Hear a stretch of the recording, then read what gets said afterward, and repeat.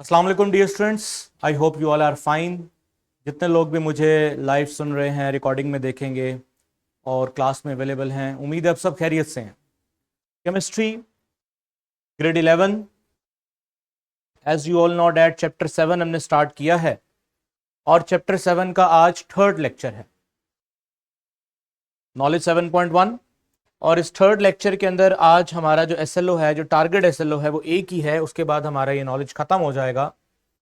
हमने क्या करना है,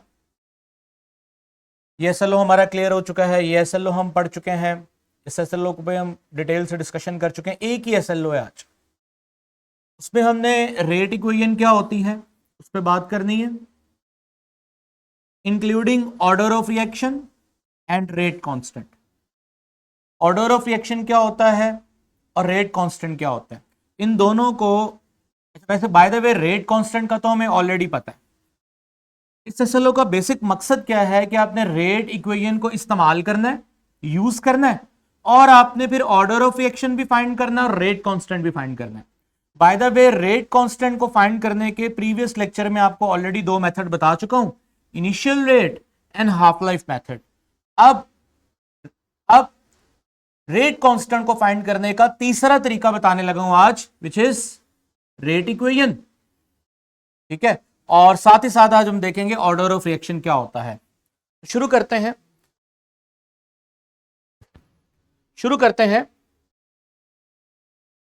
नेक्स्ट, सबसे पहले आप एक रिकॉल कर लें। सबसे पहले हमने रेट ऑफ रिएक्शन पढ़ा, रेट ऑफ रिएक्शन के बाद हमने एवरेज रेट ऑफ रिएक्शन निकाला था, फिर मैंने इस रिएक्शन की मदद से आपको समझाया, फिर इसको कैलकुलेट करने का तरीका बताया, इंस्टेंटेनियस क्या होता है ये सारा आपको समझाया।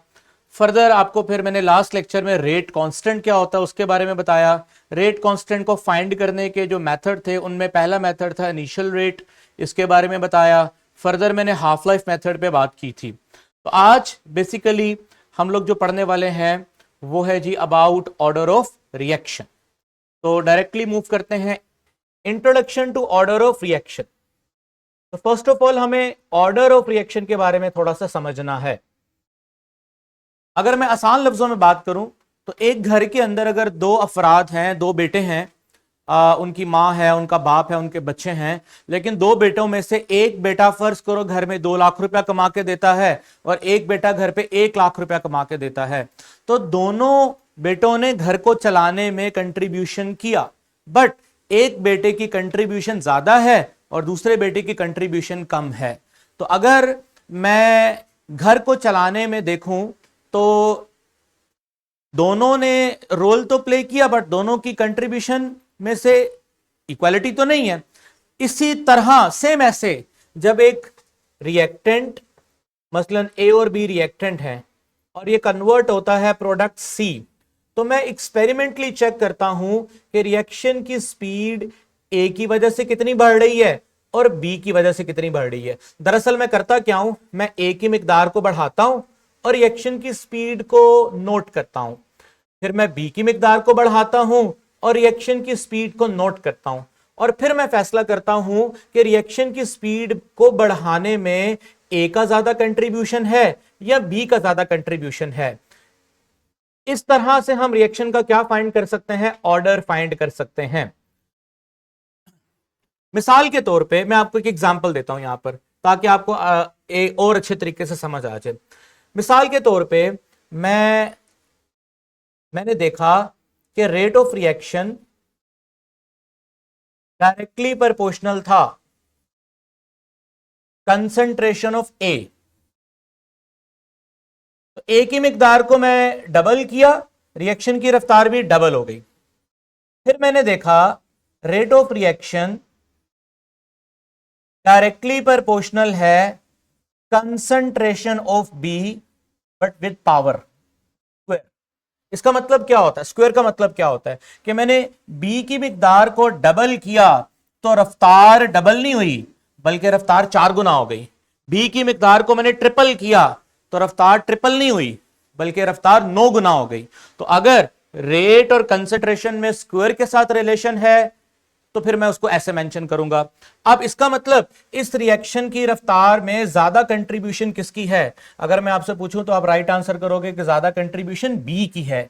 बी एक ऐसा रिएक्टेंट है, अगर मैं उसको बढ़ाऊंगा तो रफ्तार रिएक्शन की ज्यादा तेजी से बढ़ेगी।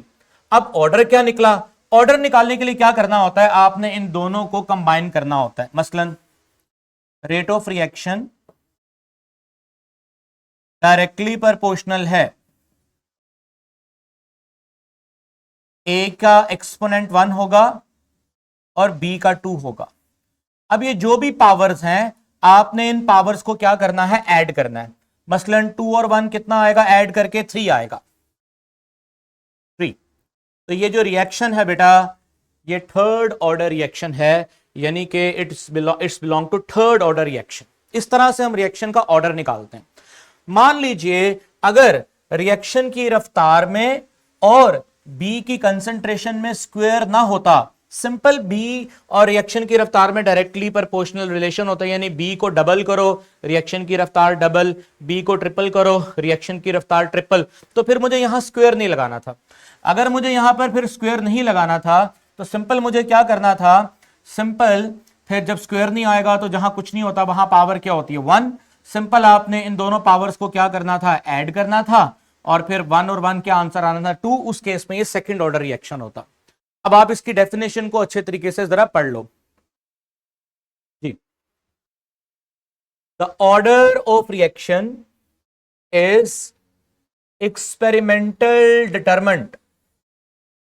ऑर्डर ऑफ रिएक्शन को निकालने का तरीकाकार क्या है कि वो एक्सपेरिमेंटली डिटरमिन होता है। पहली बात तय हो गई कि ऑर्डर ऑफ रिएक्शन निकालने के लिए कोई थ्योरेटिकल इक्वेशन, कोई पेपर पे देख के आप इक्वेशन को नहीं कर सकते, आपको बाकायदा तजर्बा करना पड़ता है। उस तजर्बे में आपको यही देखना पड़ता है कि ए और बी में से किसकी मिकदार को बढ़ाने पे स्पीड डबल हो रही है, या मिकदार डबल करने पे स्पीड 4 गुना हो रही है, यानी क्या रिलेशन है between rate of reaction and concentration. आपको एक्सपेरिमेंट करना पड़ेगा by analysing how variation in reactant concentration influence the reaction rate. By conducting these experiment, the exponent x and y are identified. What is x and y? देखो बेटा, आप फर्ज करो a के ऊपर जो एक्सपोनेंट है आप उसको x कह दो, और b के ऊपर जो एक्सपोनेंट है आप उसको क्या कह दो? y कह दो।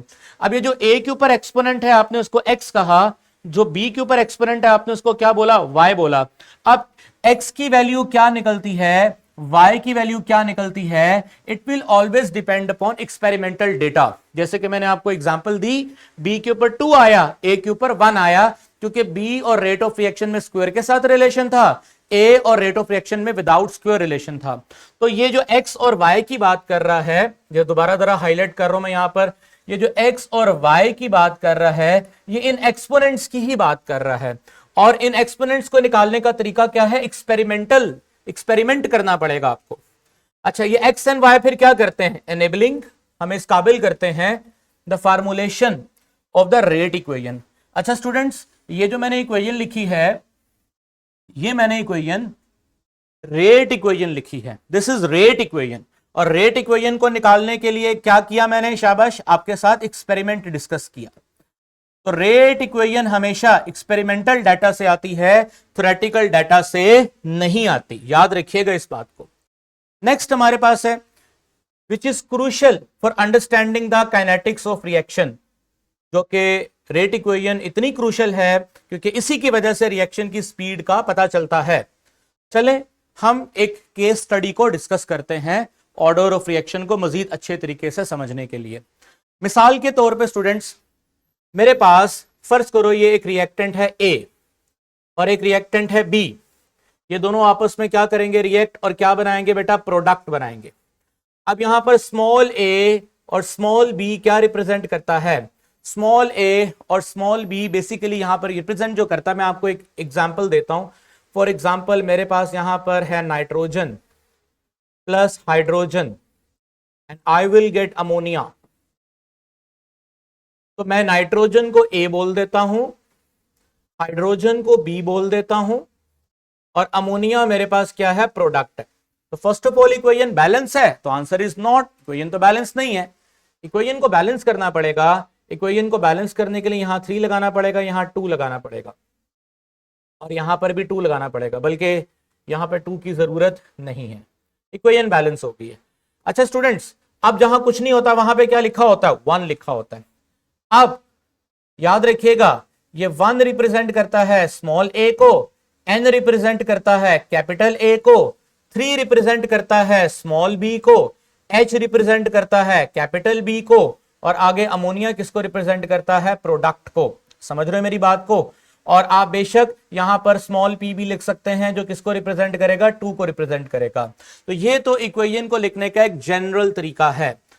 अब फर्दर याद रखिएगा चैप्टर नंबर 8 में आप इस चीज को पढ़ोगे। चैप्टर नंबर 8 यानी कि इससे जो नेक्स्ट चैप्टर आ रहा है इक्विलिब्रियम वाला, उसमें आप इस चीज को पढ़ोगे कि रेट ऑफ रिएक्शन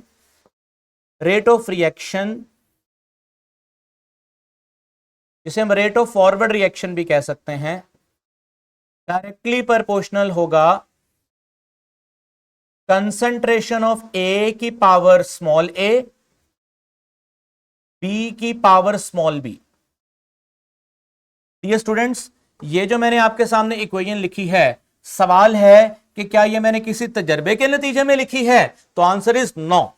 ये किसी तजर्बे के नतीजे में नहीं लिखी, जस्ट मैंने इक्वेशन को देखा और इक्वेशन को देखने के बाद मैंने एक रिलेशन बना दिया, ठीक है, जिसे हम rate of forward reaction directly proportional. अच्छा, इस चीज को आप लोगों ने चैप्टर नंबर 8 में लॉ ऑफ मास एक्शन के नाम से पढ़ना है, लॉ ऑफ मास एक्शन के नाम से पढ़ना है। अब लॉ ऑफ मास एक्शन के नाम से हमने पढ़ना है। इस चीज में हमें पता यह चला कि अगर तुम ए की मिकदार को बढ़ाओगे, बी की मिकदार को बढ़ाओगे, तो रिएक्शन की रफ्तार भी बढ़ेगी। अब मैं करता हूं तजर्बा, और तजर्बा करने पर मुझे पता चलता है कि ए की मिकदार बढ़ाने पर, तजर्बा करने पर मुझे पता चलता है, this is not experimental equation, this is not experimental equation, ये कोई एक्सपेरिमेंटल इक्वेशन नहीं है, this is all about theory. अब मैं जो इक्वेशन लिखने वाला हूं वो एक मैं तजर्बे की बुनियाद पे लिखने वाला हूं। तजर्बा किया और तजर्बा करने पे पता चला कि जो हमारे पास रेट ऑफ रिएक्शन है वो डायरेक्टली प्रोपोर्शनल है ए की कंसंट्रेशन के, ठीक है। अब लेकिन साथ में यह भी पता चला कि इसके ऊपर इक्वेशन के मुताबिक जो ए आता है, it might be this, A might be a 2, this might be a 3। जैसे यहां पर बी किसको रिप्रेजेंट कर रहा है, 3 को रिप्रेजेंट कर रहा है। कहने का मतलब है कि मैं अब ये ए और बी यहां लगा सकता हूं, तो आंसर इज नॉट। यहां पर ए और बी नहीं आएगा, यहां पर क्या आएगा, x and y. And what is x and y? X and y मैंने आपको बताया ये वो कोफिशिएंट हैं जो मुझे एक्सपेरिमेंट से पता चलेंगे। एक्सपेरिमेंट से मुझे पता चला कि ना तो यहां पर ए आएगा, ना तो यहां पर बी आएगा, बल्कि एक्स आएगा। और एक्स की वैल्यू कैसे पता चलेगी?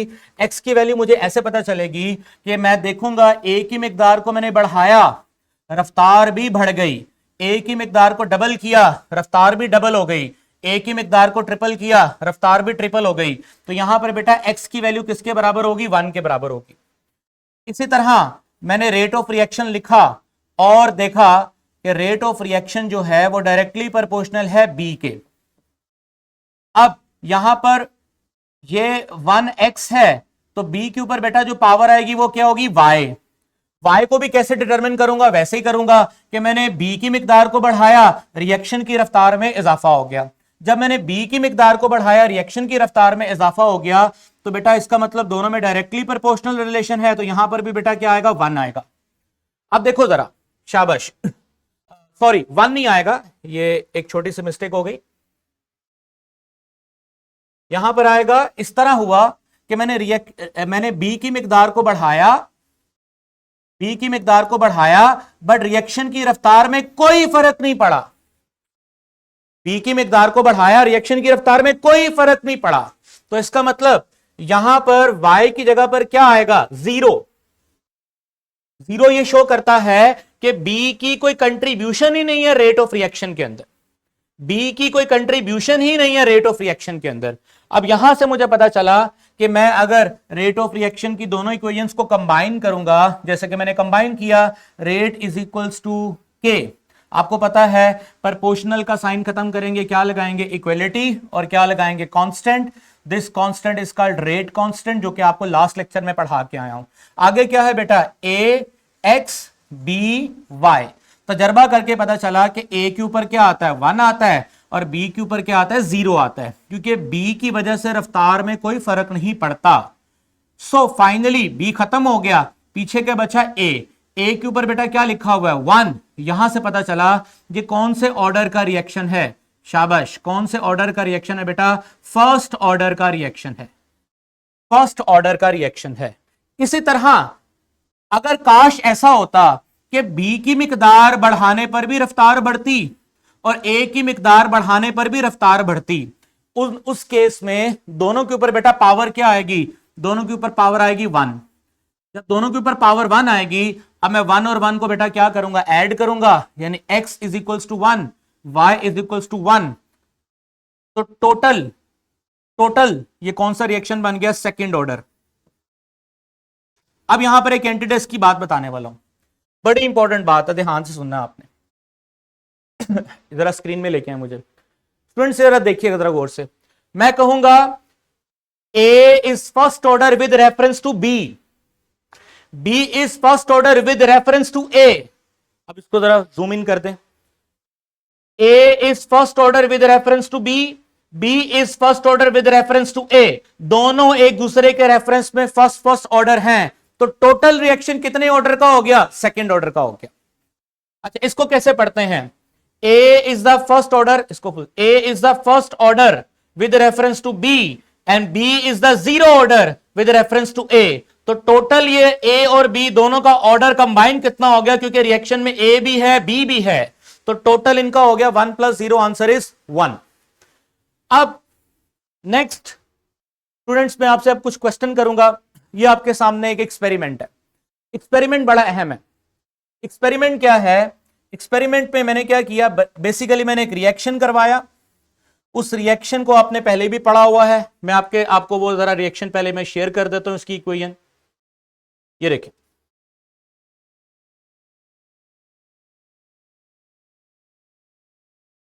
ये तो बेटा मैंने रिएक्शन करवाया, इसमें मैंने क्या ऐड किया, ब्रोमीन ऐड किया, और साथ में मैंने क्या ऐड किया, एसिटिक एसिड ऐड किया। मैंने क्या किया, मैंने एसिटिक एसिड की मिकदार को फिक्स कर दिया, इसको नहीं मैंने बढ़ाया, और आहिस्ता आहिस्ता मैंने बी की मिकदार को बढ़ाना शुरू किया। जैसे जैसे मैंने बी कह रहा हूं, ब्रोमीन की मिकदार को मैंने बढ़ाना शुरू किया। जैसे जैसे मैंने ब्रोमीन की मिकदार को बढ़ाना शुरू किया, तो मैंने नोटिस किया कि रिएक्शन की रफ्तार में लगातार क्या हो रहा है, इजाफा हो रहा है। अब मैं आपके साथ डेटा शेयर करता हूं, और उस डेटा के मुताबिक आप देखिएगा रिएक्शन की रफ्तार में कैसे इजाफा हो रहा है। जी, अभी ये डेटा आ जाता है इसका, ये इसका डेटा है।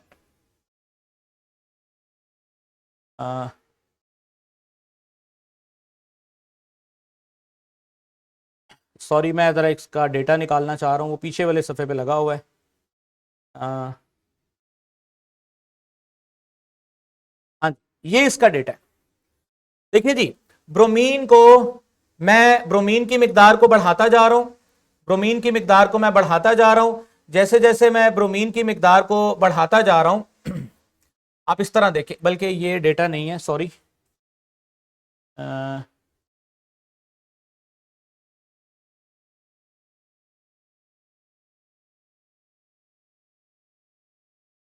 चलें आप इसको सिंपली ऐसे भी देख सकते हैं।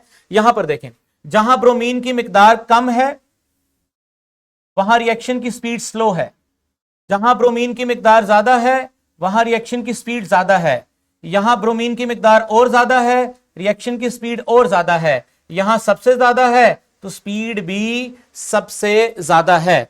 तो पता चला कि रिएक्शन की रफ्तार में और स्टूडेंट्स ब्रोमीन की मिकदार में क्या रिलेशन है, डायरेक्ट रिलेशन है। अच्छा, यहां पे ना तो मैंने कोई स्क्वायर लगाया है ना मैंने कोई क्यूब लगाया है, सिंपल, जहां कुछ नहीं होता वहां पे क्या होता है, 1। इसका मतलब there is a direct relation between the concentration of bromine and the rate of reaction with the power 1। अब इसी चीज को जहन में रखते हुए मैंने फिर फर्दर क्या किया, यहां पर मैंने कंक्लूजन लिख लिया। क्या लिखा कंक्लूजन? कि rate of reaction directly proportional है, rate of reaction directly proportional है कंसंट्रेशन ऑफ ब्रोमीन की पावर 1। और ये 1 बेटा किसको रिप्रेजेंट कर रहा है? एक्स को। अब मैंने क्या किया, तजर्बे के दौरान ब्रोमीन की मिकदार को मैंने कांस्टेंट कर दिया, फिक्स कर दिया, और मैंने लगातार एसिटिक इसमें फॉर्मिक एसिड की मिकदार को बढ़ाया, क्योंकि फॉर्मिक एसिड भी तो रिएक्शन में पार्टिसिपेट कर रहा है। अनफॉर्चुनेटली मैंने क्या नोटिस किया कि फॉर्मिक एसिड की मिकदार को मैंने बढ़ाया तो सही, लेकिन रिएक्शन की स्पीड पे कोई खास बल्कि फर्क ही नहीं पड़ा।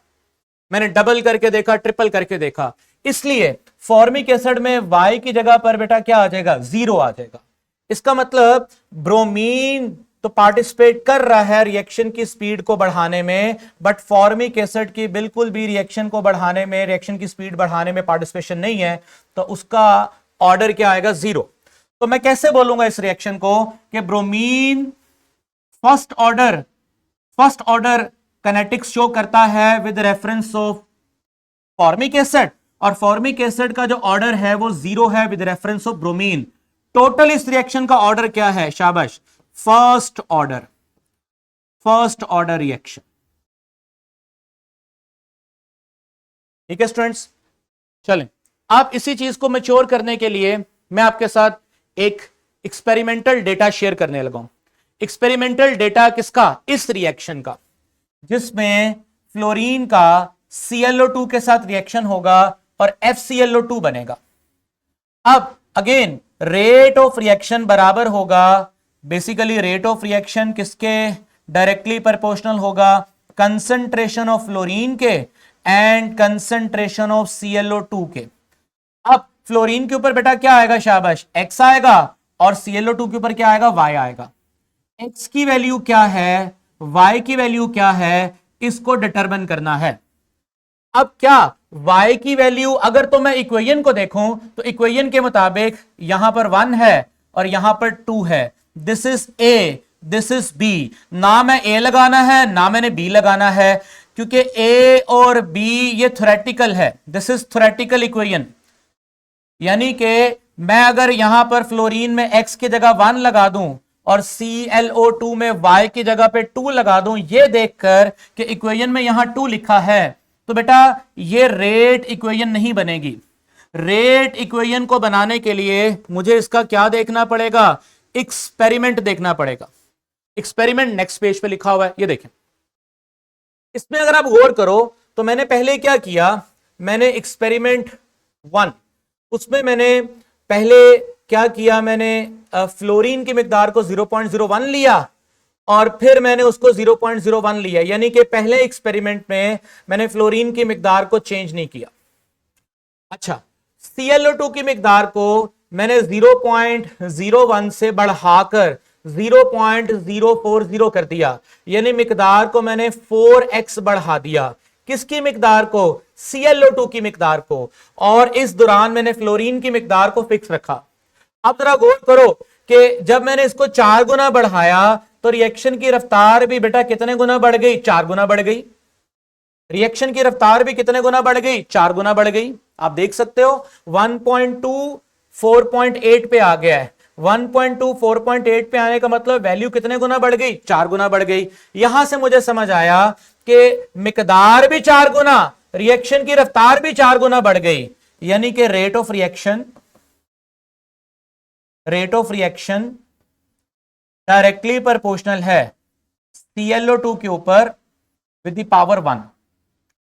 अगर मैं मिकदार को 4 गुना करता, यानी कंसंट्रेशन 4 गुना बढ़ाता, स्पीड 16 गुना बढ़ती, 16 टाइम्स बढ़ती, स्क्वायर के साथ बढ़ती, तो यहां पे 2 आता। ऐसा कुछ है नहीं है, सिंपल रिलेशन है, डायरेक्ट रिलेशन है, एक जिसे हम लीनियर इक्वेशन कहते हैं, लीनियर रिलेशन है इनके दरमियान में, तो यहां 1 आएगा। अब मैं अगले एक्सपेरिमेंट में क्या करूंगा, अब मैं ClO2 की मिकदार को फिक्स करने वाला हूं। बात को बड़े ध्यान से समझना आप। अब जरा एक्सपेरिमेंट को जरा गौर से देखिएगा। एक्सपेरिमेंट के अंदर मैं ClO2 की मिकदार को अब मैंने फिक्स किया और इस दौरान मैंने फ्लोरीन की मिकदार को डबल किया। ट्रिपल डबल भी कर सकता था मैं, यहां पर इसको वो भी कर सकता था, क्या बोलते हैं उसको, 4 गुना भी कर सकता था, ये मेरे ऊपर है। तो मैंने फ्लोरीन की मिकदार को डबल किया। जैसे मैंने फ्लोरीन की मिकदार को डबल किया और इस दौरान मैंने ClO2 की मिकदार को क्या रखा, अनचेंज रखा, तो रिएक्शन की रफ्तार 1.12 से 2.4 चले गई, यानी यहां पर भी रफ्तार डबल हो गई, 2x हो गई। यानी कंसंट्रेशन डबल की, रफ्तार डबल। अगर मैं यहां पर फ्लोरीन डबल की बजाय 4 टाइम कर देता, क्वाड्रपोल कर देता, 4 टाइम्स कर देता, तो रिएक्शन की रफ्तार भी 4 टाइम्स हो जाती। तो मैं लिखने वाला हूं rate of reaction directly proportional है फ्लोरीन के मिकदार के विद द पावर ऑफ 1। अब मुझे बताओ टोटल रेट ऑफ रिएक्शन की जो फाइनल इक्वेशन है, जिसको हम रेट इक्वेशन कहेंगे, रेट इक्वेशन, वो बराबर आएगी के, शाबाश, आगे क्या आएगा, आगे आएगा F2 आएगा, आगे क्या आएगा, ClO2 आएगा, और इसके ऊपर क्या आएगा, 1 आएगा, 1 आएगा। 1 + 1 करो, शाबाश बेटा, 1 + 1 करो तो आंसर आएगा 2। इसका मतलब ये कौन से ऑर्डर की इक्वेशन है, सेकंड ऑर्डर की इक्वेशन है। ये लें, ये इस चीज को मैंने दोबारा से एक्सप्लेन कर दिया पिछले एक्सपेरिमेंट में। ये देखें, ये वही बात बता रहा हूं आपको कि यहां पर मिकदार 4 गुना की, क्वाड्रपोल कहते हैं 4 गुना को, तो रफ्तार भी कितने गुना होगी, क्वाड्रपोल 4 गुना। और इस दौरान मैंने फ्लोरीन को क्या किया, अनचेंज किया। यानी जो मैंने पहले बात बताई वो ये चीज थी कि फ्लोरीन रिमेन कांस्टेंट, ClO2 4 गुना, रफ्तार भी 4 गुना। और पिछले प्रैक्टिकल में आपने फ्लोरीन की मिकदार को डबल किया, आपने ClO की मिकदार को क्या रखा, फिक्स रखा, तो रफ्तार 2 गुना। तो इस तरह से एक्सपेरिमेंटल डेटा को इंटरप्रेटेट करते हैं और रिएक्शन का हम ऑर्डर बताते हैं। ऑर्डर क्या होता है, किसी भी किस्म का कोई क्वेश्चन है स्टूडेंट्स आपका, तो आप ऑर्डर के बारे में क्वेश्चन कर सकते हैं। अब आपके साथ मैं एक चैलेंज शेयर कर रहा हूं और होप्स हो कि आप उस चैलेंज को अटेम्प्ट करें और मुझे अभी बताएं कि ये इस डेटा के मुताबिक, इसको फुल स्क्रीन कर दें, इस डेटा के मुताबिक जल्दी से बताएं कि ये कौन से ऑर्डर का रिएक्शन है। मैं थोड़ी आपकी हेल्प करता हूं। फर्स्ट ऑफ ऑल, आपने इसको फिक्स रखा और इस दौरान बी की मिकदार को डबल किया। जैसे बी की मिकदार को डबल किया तो आपने स्पीड भी देखा डबल हो गई। इसका मतलब बी डबल करते हैं, बी को डबल करते हैं तो स्पीड भी डबल हो जाती है। रफ्तार का बी के साथ कौन सा रिलेशन है बेटा, डायरेक्ट रिलेशन है। ठीक है, अब आ जाओ ए के ऊपर। इस दौरान आपने बी को क्या करना होता है, फिर फिक्स करना होता है, क्योंकि पहले आपने ए को फिक्स किया था, बी को फिक्स करोगे। अगर आप बी को फिक्स करोगे, शाबाश, खुद कर रहे हो ना, बी को फिक्स करोगे तो ये देखो, बी को फिक्स किया, ए को डबल किया और स्पीड 4 गुना बढ़ गई है। वेरी इंपॉर्टेंट, ए को आपने डबल किया, बी को आपने फिक्स रखा, स्पीड कितने गुना बढ़ गई, 4 गुना। यानी कि रफ्तार और ए की मिकदार में स्क्वायर के साथ रिलेशन है। तो अब इसकी रेट इक्वेशन बनाओ। रेट इक्वेशन कैसे बनेगी, रेट इक्वेशन बनेगी, इन दोनों को कंबाइन करना आपने। रेट बराबर है के ए बी, बी के ऊपर कुछ भी नहीं आएगा, ए के ऊपर क्या आएगा बेटा, स्क्वायर आएगा। तो 2 + 1 करो तो क्या बनेगा, शाबाश, third order reaction. This is third order reaction. तो बेटा अभी तक मैं कौन कौन से ऑर्डर ऑफ रिएक्शन पढ़ा चुका हूं, फर्स्ट ऑर्डर, सेकंड ऑर्डर की एग्जांपल दी, थर्ड ऑर्डर की एग्जांपल दी। अब आपकी बुक में मैंने एक टेबल लगाया हुआ है, उस टेबल में ऐसी इक्वेशंस भी मौजूद हैं जो जीरो ऑर्डर पे। जीरो ऑर्डर का मतलब क्या होता है, जीरो ऑर्डर का मतलब होता है एक रिएक्शन है, जैसे मैं आपको मिसाल देता हूं, बेस्ट एग्जांपल फोटोसिंथेसिस। फोटोसिंथेसिस में बेटा क्या होता है, कार्बन डाइऑक्साइड और पानी, इन दोनों का रिएक्शन होता है और हमें ग्लूकोज मिलता है, और साथ में कौन सी गैस मिलती है, ऑक्सीजन। आप में से कौन बच्चा मुझे बताएगा, शाबाश, कौन बच्चा मुझे बताएगा, कौन बच्चा मुझे बताएगा कि सूरज की रोशनी होगी तो रिएक्शन होगा ना। अब क्या कार्बन डाइऑक्साइड ज्यादा होने पर या पानी के ज्यादा होने पर ये जो फोटोसिंथेसिस है तेज होती है?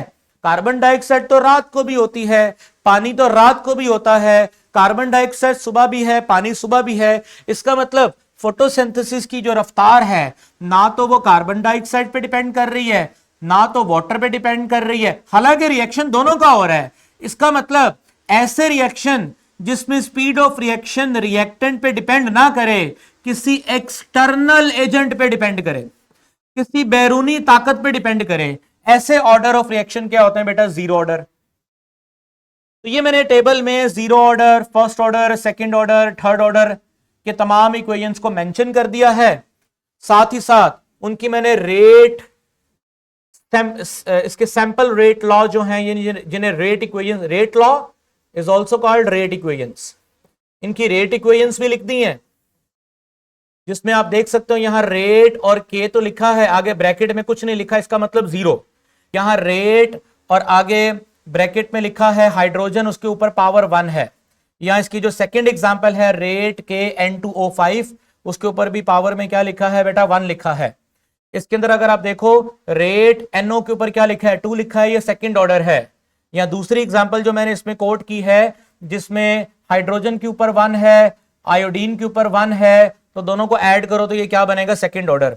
और लास्ट में आप देखो तो NO और H2 के दरमियान में जो रिएक्शन है उसके रेट इक्वेशन के मुताबिक NO की कंट्रीब्यूशन 1 है और H2 के ऊपर पावर 2 आती है। 2 + 1 करोगे तो क्या आएगा? थर्ड ऑर्डर आएगा। लास्ट में स्टूडेंट्स आपको पता होना चाहिए कि यूनिट्स ऑफ के के यूनिट्स कैसे निकालने हैं। यहां पर एंट्री टेस्ट में अक्सर ये क्वेश्चन आता है कि यूनिट्स ऑफ के भी डिटरमाइन करें। आपको मैं हिंट देता हूं, आप लोग सारे यूनिट्स खुद ही निकाल लोगे। जैसे यहां पर अगर आपने के का यूनिट निकालना है तो रेट ऑफ रिएक्शन का यूनिट क्या होता है? मोल पर डीएम क्यूब, मोल पर डीएम क्यूब, ठीक है, और पर सेकेंड।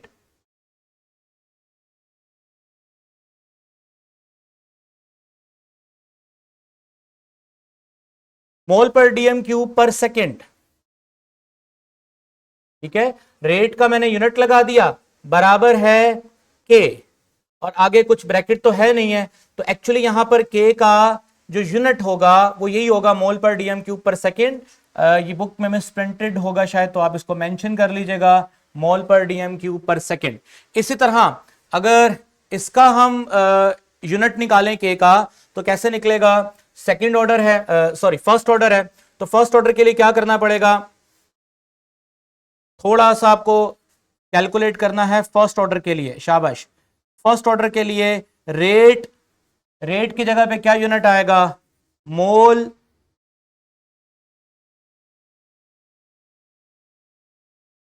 इसको थोड़ा छोटा कर लें,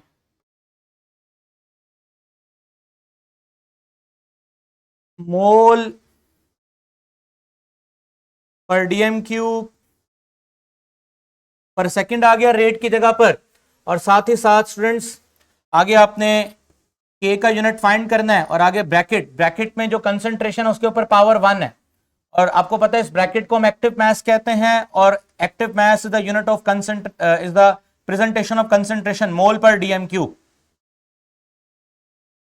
तो स्टूडेंट्स ये मोल पर डीएम क्यूब से कैंसिल हो गया, तो के का जो यूनिट बचता है वो बचता है पर सेकेंड, ठीक है। मोल पर डीएम क्यूब पर सेकंड में से मोल पर डीएम क्यूब से कैंसिल हो गया, पीछे पर सेकंड बचा। तो आप इसकी करेक्शन कर लें और यहां पे पर सेकंड आएगा। चलें जी, सेकंड ऑर्डर का यूनिट कैसे निकालना है, जल्दी से आप इस चीज को भी कवर कर ले। इसको अरेज कर दें जरा सारा जी। सेकंड ऑर्डर का यूनिट कैसे निकालना है? अगेन रेट बराबर है के, आगे टोटल ऊपर 2 की पावर आ गई, this is a second order. Obviously आप इसको 1 and 1 ऐड करोगे तो 2 हो जाएगा, ठीक है। ये यहां पर भी पावर्स नीचे आती, ठीक है। अच्छा जी, यानी कि आप यहां पर कोई भी रिएक्टेंट ले लो, लाइक NO ले लो, उसके ऊपर पावर आ जाएगी 2। तो रेट ऑफ रिएक्शन का यूनिट तो आपको आता है, मोल पर डीएम क्यूब, मोल पर डीएम क्यूब के बाद क्या है शाबाश, पर सेकेंड बराबर है के, आगे आएगा मोल पर डीएम क्यूब, फिर मोल पर डीएम क्यूब, क्योंकि 2 लिखा हुआ है ना, इसका मतलब 2 टाइम्स आप लिखोगे। अब मोल पर डीएम क्यूब, मोल पर डीएम क्यूब से क्या हो गया कैंसल, ये मोल पर डीएम क्यूब इक्वल के उस तरफ आ जाएगा, तो क्या बनेगा, पर मोल डीएम क्यूब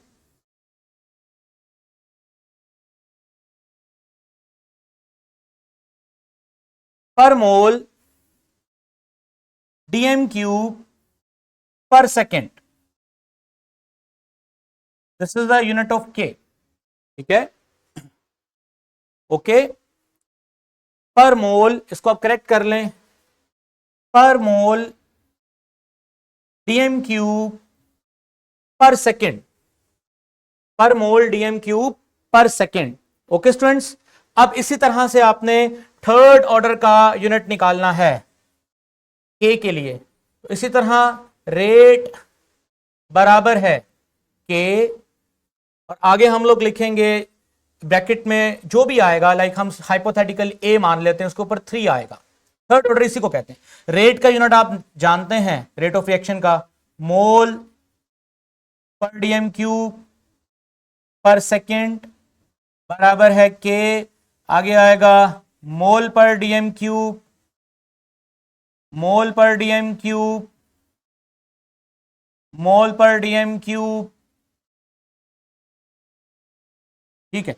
अब आपने क्या करना है, सिंपल, मोल पर डीएम क्यूब, सॉरी ये मोल पर डीएम क्यूब सबके साथ आएगा, मोल पर डीएम क्यूब, मोल पर डीएम क्यूब, मोल पर डीएम क्यूब से क्या हो गया, कैंसिल हो गया। अब ये दोनों ब्रैकेट्स कंबाइन होके इस तरफ आएंगी, तो क्या बनेगा, मोल यानी पर मोल की पावर माइनस, यानी मोल -2, मोल की पावर -2, और आगे आएगा ऑब्वियसली जब ये दोनों चीजें इक्वल के उस तरफ आएंगे तो पावर्स में जो साइन है वो चेंज हो जाएंगे, यानी dm6, ठीक है, फर्दर पर second, this is the unit of के, और ये यहां पर मेंशन है, आप इसको देख सकते हैं, एंट्री टेस्ट में क्वेश्चन आता है लास्ट पे स्टूडेंट्स, आखिरी बात, उसके बाद हमारा लेक्चर खत्म हो जाएगा। मैंने आपको एसएलओ के स्टार्ट में बताया था कि हम इस इक्वेशन की मदद से, इस इक्वेशन की मदद से के की वैल्यू भी निकालेंगे, के की वैल्यू भी निकालेंगे। व्हाट इज के? के इज अ वेलोसिटी कांस्टेंट, जिसे हम रेट कांस्टेंट भी कहते हैं। इससे पिछले लेक्चर में आप के की वैल्यू निकाल चुके हैं हाफ लाइफ मेथड से और इनिशियल मेथड से। इस मेथड से भी हम के की वैल्यू निकालेंगे। कैसे निकालेंगे? उसके लिए हमें क्या करना चाहिए? उसके लिए हमें पता होना चाहिए कि के किसके बराबर होगा, रेट, और आप इनको इनकी कंसंट्रेशन के साथ क्या करेंगे, डिवाइड करेंगे। ये देखें, ये मैंने के लिखा, रेट और फ्लोरीन और Cl2 को मैंने इनकी कंसंट्रेशन के साथ डिवाइड कर दिया। अब इंपॉर्टेंट क्या है कि F2 और ClO2 इतनी इतनी कंसंट्रेशन पे रिएक्शन की रफ्तार क्या देते हैं, ये हमें डेटा से पता चलेगा। ये देखें, ये फ्लोरीन की मिकदार, और बल्कि से पीछे ये चीज, ये फ्लोरीन की मिकदार और ये Cl2 की मिकदार, दोनों की मिकदार बराबर है। मतलब मैंने इस डेटा पे, यानी कि ऐसा, आपकी मर्जी है, आप चाहे तो ये वाली वैल्यू यूज कर सकते हैं इस पे, फिर आपको ये वाली वैल्यू रेट ऑफ रिएक्शन की लगानी पड़ेगी। हम लोगों ने जो कैलकुलेशन करनी है उसमें ये वाली वैल्यू यूज की है और ये वाली वैल्यू यूज की है, फ्लोरीन की कंसंट्रेशन और Cl2 की कंसंट्रेशन, और इस पे ये रफ्तार हमने यूज की है। आप चाहें तो कोई और वैल्यू भी यूज कर सकते हैं। हमने वो वैल्यूज अप्लाई की, और वैल्यूज अप्लाई करने के बाद हमें यहां पर के का आंसर मिल गया। स्टूडेंट्स याद रखिएगा कि कंसंट्रेशन पे डिपेंड नहीं करता। आप चाहें कोई भी कंसंट्रेशन यहां पे अप्लाई कर लें अकॉर्डिंग टू एक्सपेरिमेंटल डेटा, उसके ऊपर जो भी रफ्तार आएगी वो भी अप्लाई कर लें, के क्या रहेगा, फिक्स रहेगा, के क्या रहेगा, कांस्टेंट रहेगा। आई होप स्टूडेंट्स कि मैंने डिटेल के साथ आपको तमाम चीजें बता दी हैं। ये नोट्स मैंने आपके लिए लिखे हैं, इन नोट्स में आपको कुछ की पॉइंट्स मिलेंगे, इनको आप पढ़ लीजिएगा। किसी किस्म का प्रॉब्लम हो मेरे से आपने कल डिस्कस करना है। इस चैप्टर का पहला नॉलेज हमारा वाइंड अप हो चुका है। साथ ही साथ मैंने कुछ टेस्ट योर सेल्फ आपको नीचे वर्कशीट में मैंने अटैच कर दिए हैं, आप उनको अटेम्प्ट करें। आपकी किताब में टेस्ट योर सेल्फ मौजूद हैं, असेसमेंट शीट्स जो आपके पास मौजूद हैं उसमें इन एसएलओ पे बने हुए क्वेश्चंस हैं, उनको अटेम्प्ट करें, अपने एसएलओ को क्लियर करें। किसी भी किस्म का प्रॉब्लम हो डायरेक्टली आप मुझे भेजें, शेयर करें, मैं उसको रिस्पॉन्स करूंगा। कोई सवाल किसी का? क्लियर हो गया? ओके।